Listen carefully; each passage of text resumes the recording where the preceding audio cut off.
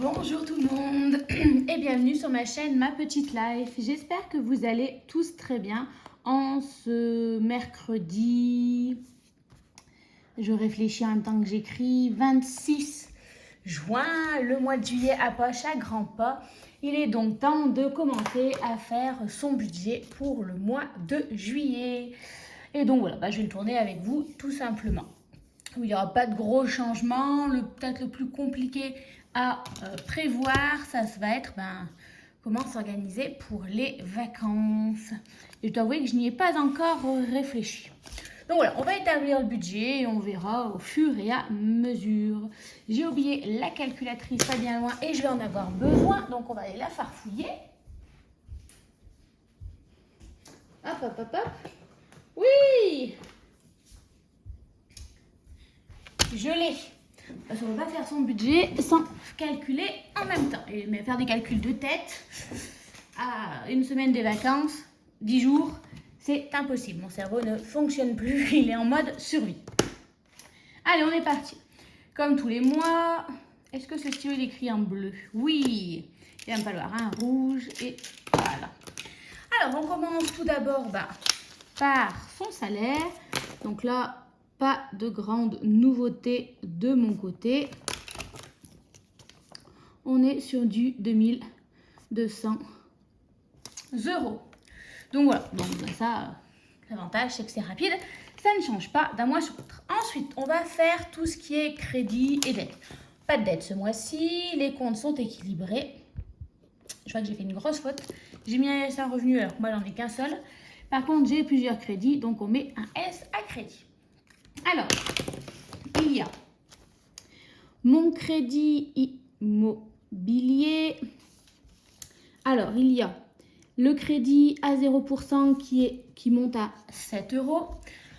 Toujours, je rappelle, s'il y a des petits nouveaux, j'arrondis mes crédits, tout ce qui sort à l'euro supérieur, voire même à la dizaine d'euros supérieur. Pour ce qui est de mon salaire, je le vois même à la centaine inférieure. En vrai, je donne pas 2200 €. Je crois que quand j'avais mon salaire 2200, c'était 2207. Et là, je ne sais pas. Voilà. Comme j'ai participé au PAC, j'ai changé d'échelon, je suis directrice. Je ne connais pas mon salaire minimum.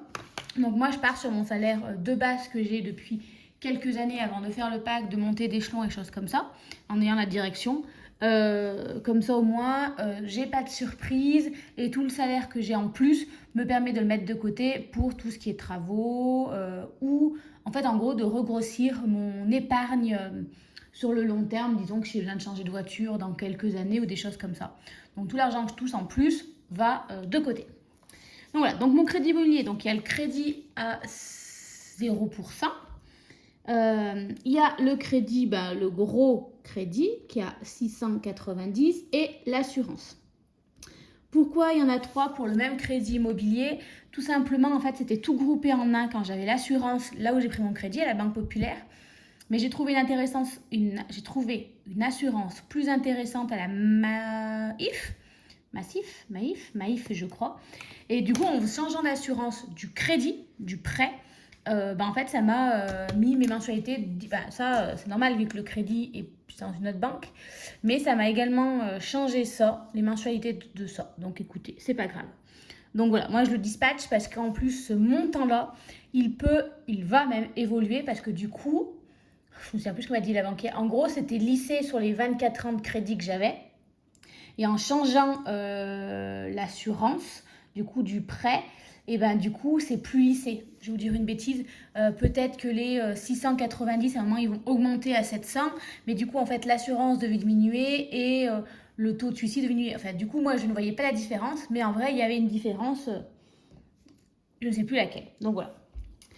Alors ensuite, il y a le prêt de terrassement et je suis en train de penser que je n'ai toujours pas écrit l'entrepreneur qui a fait mon terrassement. Il faut que je le contacte par rapport au crédit d'un mur qu'il a fait pour savoir quand est-ce qu'il va venir le faire parce que du coup, moi, j'ai quand même un crédit sur le dos qui est totalement lancé et j'ai une partie des fonds qui n'ont pas été débloqués. Je suis pas sûre que ce soit très embêtant, mais bon, on va peut-être pas garder les fonds bloqués pendant 10 ans. Donc voilà. Ensuite, donc hop, j'ai oublié de faire une étape avant de passer aux dépenses automatiques. On écrit ce qui reste. En toute logique, vu que ça ne change pas, on va gagner du temps. Il va me rester 1288 €. Allez, on est parti pour les dépenses. Alors, nous avons NJ, nous avons Bouygues. C'est très mal écrit, la manière d'écrire. Alors, je regarde un peu parce que j'ai un doute. Donc, en électricité, nous avons 100 € à peu près. Bouygues, nous avons 10 € de téléphone et 40 € pour la box. Sachant que dans la box, j'ai également mon abonnement en Deezer. Voilà. Je suis une grande fan de musique et j'arrive pas à me passer soit Deezer, soit d'Amazon Prime, des choses comme ça. Et là, par Bouygues, j'ai une offre, donc je garde Deezer. Donc voilà. Ensuite, nous avons tout ce qui est les assurances. Donc on a l'assurance de la maison à 32 €, c'est ça. Non, 30 €. Voilà. Nous avons prévoyance en cas d'arrêt, qui normalement est censé compléter mon salaire. Nous avons la prévoyance accident de la vie et j'ai effectivement ma mutuelle. Voilà. Ensuite, j'ai tout ce qui est les frais bancaires. Donc, il y a 10 € de frais bancaires, plus 9 € si jamais je suis à découvert dans les 3 mois précédents. Hop, attendez, j'ai un souci de batterie, voilà. J'espère que ça ne change rien. Du coup, je le recompte parce que je n'ai pas apparu en juin, mais j'ai comme un doute parce que maintenant, j'ai équilibré. Mais par exemple, je vais vous dire une bêtise. Si à un moment, mon compte tombe à moins, même si c'est vraiment ça fait, allez, à 8 h, il tombe dans les mois parce que tout le fait et que moi, à 9 h, je fais le changement, je pensais que j'avais j'avais 9 € de frais. Là, c'est ce qui m'est arrivé à un moment, parce que du coup, en partant en voyage scolaire, des choses comme ça, au mois de mai, mais j'ai pas encore eu les frais au mois de juin. Donc, est-ce que c'est plutôt au mois de juillet? Je ne sais plus. Dans le doute, je préfère le recompter. Et au pire, ça me fera 9 € d'économiser. Voilà. Ensuite, on a les 65 € d'assurance de la voiture. Donc ça, il faut que je fasse un virement. Je rappelle que mon assurance voiture est annualisée. Moi, quand je reçois en fait la facture au mois de janvier, déjà, je peux la payer. Parce que du coup, en fait, ce que je fais, c'est que je divise par 12 le montant. Je l'arrondis à l'euro, même là, à 5-10 € au-dessus. Et comme ça, je mets de côté. Et comme ça, en janvier, quand je dois payer mon assurance voiture, ben, en fait, je l'ai déjà mensualisé. Donc voilà. Ça me coûtait un peu plus cher de l'avoir tous les mois. En gros, ça me faisait 2 € en plus par mois. Sur l'année, ben, ça fait 24 €. Ben, 24 €, on peut toujours l'utiliser pour autre chose. Voilà. La salle de sport, dont je n'ai pas mis les pieds depuis au moins 2 mois. Allez, prions pour septembre. Les ongles. Pourquoi j'ai mis 80 €? Je fais que 40 € d'ongles. Voilà. C'est bien ça. Je suis en train de voir que je crois que j'ai oublié des trucs. Ah, mais non, c'est écrit ici. C'est pour ça. Nous avons Vérissure. 65 €. Hop, nous avons les impôts. Donc, je pense là, c'est juste les poubelles. Normalement, je suis exonérée de taxes foncières encore au moins une année. Donc, 35 € juste pour les poubelles. Ça coûte cher, les poubelles. Nous avons Kilo One, l'abonnement, qui est à... Je vérifie...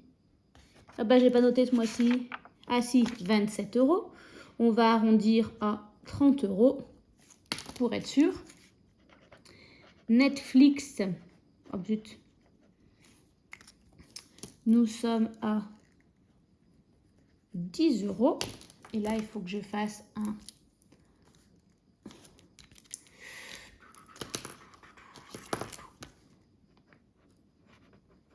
retrait.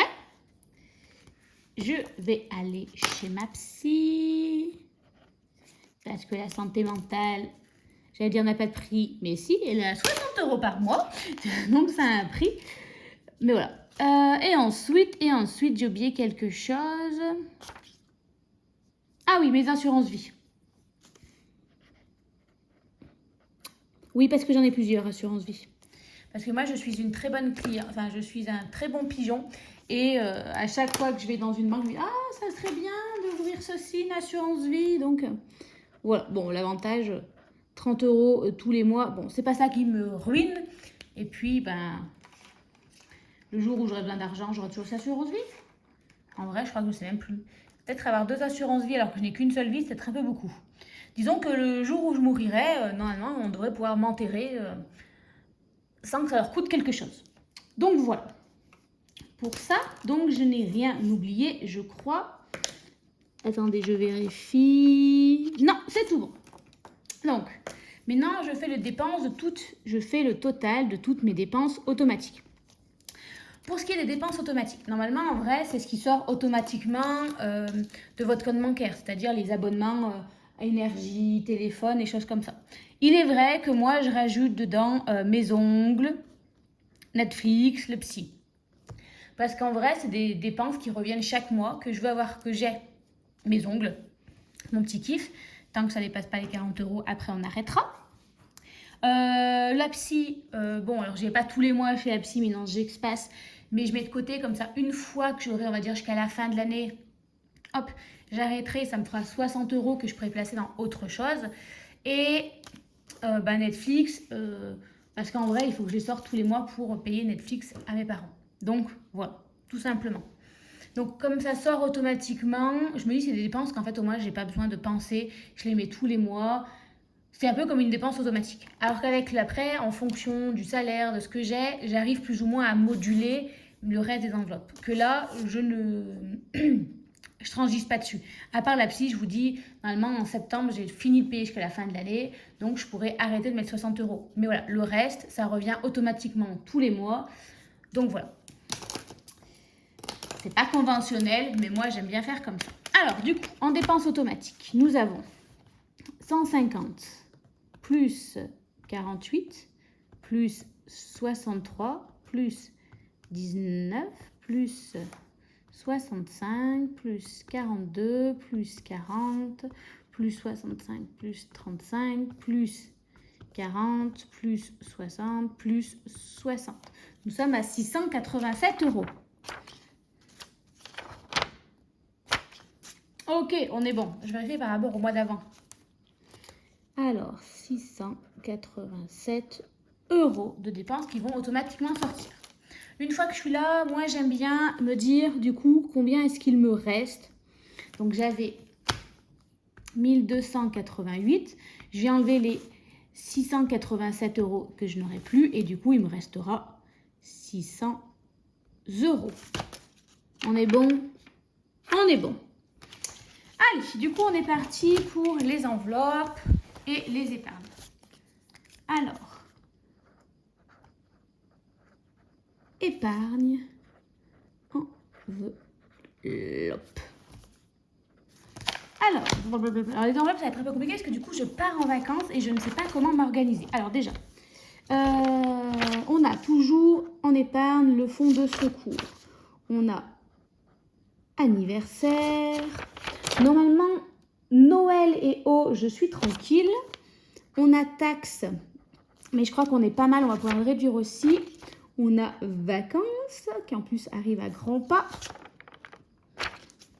D'hiver. Beauté. Et shopping. Alors, il me faut. Je regarde en priorité ici. Alors, fonds d'urgence. Bon, il faut remettre ça. De toute façon, on va mettre les 20 € par mois.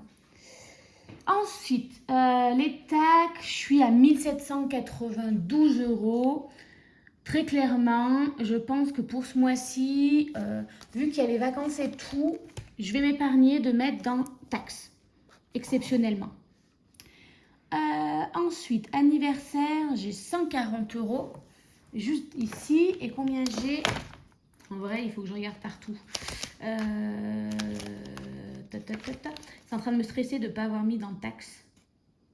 Non, mais taxes, ouais. En plus, bon, là, j'ai 30 €, j'irai pas bien loin, mais... Anniversaire, là, j'ai 70, 200. On va pas mettre non plus dans anniversaire ce mois-ci. Divers. Ouh là là, il me reste pas grand-chose de divers sur la compte bancaire. Et il me reste ici... Ah, mais j'ai 130 € en liquide. Allez, on va quand même mettre 20, ça fera 150. Beauté. Beauté, je crois que j'ai tout utilisé. Oui, il me reste 50 €. Beauté, beauté, beauté.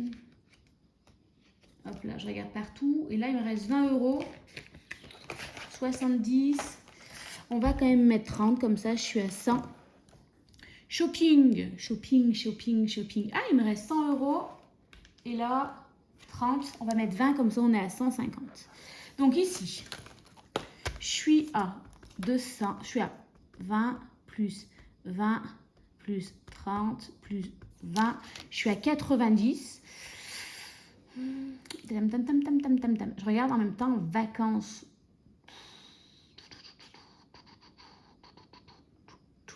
On va mettre 10 € dans vacances. Comme ça, en épargne, je mets 100 € dans mes épargnes. Je suis contente.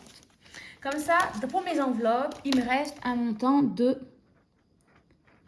500 €.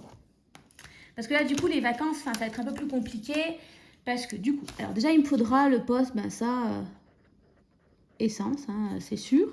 Le plan alimentation. Le divers. Les loisirs. Et la santé. Et ça, on n'a pas le choix. Alors, en essence. Il ne faut pas que j'arrête d'écrire avec ça, ça fait gros. J'écris comme ça d'habitude. Hop là. Alors, en essence. Honnêtement, les frais pour partir en vacances avec ma collègue, on va les partager.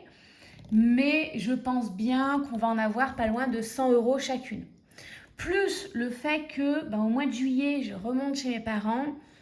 J'aurais peut-être pas besoin d'un plein complet, mais je me dis si je vais faire le plein avant de partir en vacances. Je vais faire le plein au retour de vacances pour être sûre, pour qu'on puisse partager la moitié-moitié avec ma collègue. Donc, en gros, je fais plein dans 15 jours, je ne suis pas tout à fait finie. Donc, j'en ai pour une 50aine d'euros.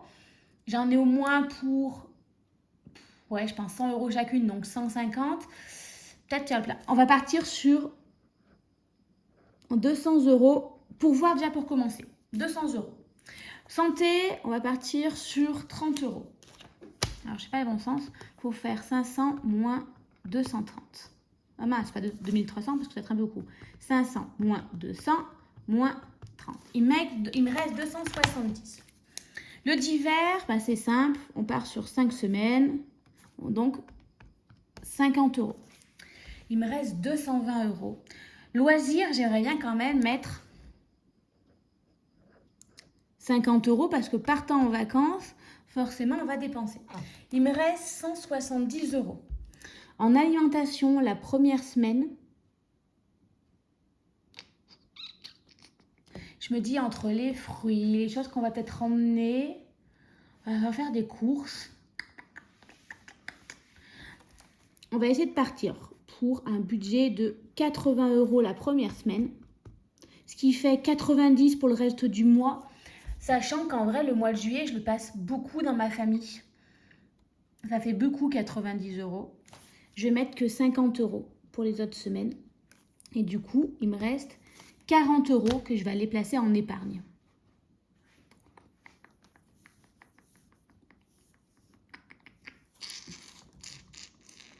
Hop là. Du coup, les 10 €, on va venir les mettre dans les taxes et on va mettre 40 € pour les vacances. Voilà. Donc du coup, si je ne me trompe pas, on va vérifier. Alors, 20 plus 10 plus 40 plus 20 plus 30 plus 20 plus 200 plus 80 plus 50 plus 50 plus 50 plus 30. On est bien à 600 €. Voilà. Voilà. C'est vrai que niveau alimentaire, j'aurais pas grand chose, mais je me dis, Je vais aller chez mes parents. Bon, j'emmènerai quand même 2-3 bricoles, mais je les connais. Si je débarque avec mes courses ou si je fais faire les courses, je vais me faire taper dessus. Voilà. Donc, je les comprends. Enfin, c'est vrai que quand ils viennent chez moi aussi, je veux pas qu'ils aillent me faire les courses ou qu'ils viennent avec leurs courses. Hein, je trouve ça déplacé. Donc voilà. Mais du coup, je me dis, imaginons qu'il y a un resto ou que je passe 3-4 jours chez moi, il faut quand même que je me nourrisse. Donc, je pense 50 euros, ça va le faire. J'espère également qu'il me restera des 80 euros de la première semaine. Parce qu'on va se partager les courses. On n'est que deux. Bon, certes, on se fera peut-être un petit resto ou quelque chose comme ça. Mais en vrai, normalement, on ne devrait pas dépenser plus en alimentation qu'habituellement. Mais voilà. C'est vrai que là, j'ai fait un peu l'impasse sur les épargnes pour avoir un peu plus de niveau budget, niveau ici. Parce qu'en ayant les vacances, c'est vrai qu'il me faut plus de loisirs parce que je me connais, on va partir en vacances. Alors, on a prévu des vacances reposantes, mais on a prévu d'aller se faire masser. Je vais vouloir ramener des souvenirs. Voilà, déjà je pense qu'elle va être un peu, les 50 euros, ça va être un peu limite. Au pire, le divers, j'amènerai avec moi pour être juste. La santé, parce qu'on ne sait jamais, on a beau partir en vacances, on peut se faire manger par les moustiques, on peut se faire... Voilà, donc il faut toujours avoir santé avec soi. Donc voilà, j'adapte. Et puis je me dis, dans tous les cas, au cas où, si vraiment j'avais pas assez, j'irai prendre dans vacances. Ici, j'ai encore 600 euros. J'aimerais ne pas y toucher puisqu'on a le projet avec ma soeur de partir en Écosse. Donc là, je commence à me dire qu'il faut mettre de côté pour l'Écosse. Mais je me dis, au cas où, j'ai toujours cet argent-là de côté. Sachant qu'on veut partir en Écosse avec ma soeur et que j'ai également un week-end avec des copines qui est prévu avant la fin de l'année. Bon, j'espère ne pas passer les 600 euros dans le week-end entre filles, très clairement. Mais bon, on va dire, entre le logement, la bouffe, l'alcool, l'essence, vous voyez, je serais pas loin de 200 euros pour un week-end, 200, 250. Donc voilà, il faut encore grossir ce poste-là. Je pense que je vais commencer à ralentir un peu dans le tax, dans l'épargne taxe. Très clairement, c'est vrai que j'ai quand même une belle somme. J'ai 1792 euros, 1800. C'est vrai que je voulais avoir 2 fois la taxe foncière qui va être de 1200. Et je me dis pour l'instant, la taxe foncière, je ne la paye pas. Pourquoi se mettre la rate au courbouillon? T'as déjà une première fois, je peux la payer d'office. L'année prochaine, on me l'annonce. D'ici que ça soit, je crois que c'est en septembre ou en octobre qu'ils recalculent, j'aurai peut-être temps de mettre encore un peu plus d'épargne dessus. Donc voilà, on va faire comme ça pour l'instant. Donc voilà pour ça. Donc voilà. Bon, je ne m'éterne pas plus. J'ai encore plein de choses à faire. Dit fin d'année, dit débordé. Je me noie dans un verre d'eau. Je vous dis à très vite. Je vous fais des gros bisous et passez une belle fin de semaine. Bye bye.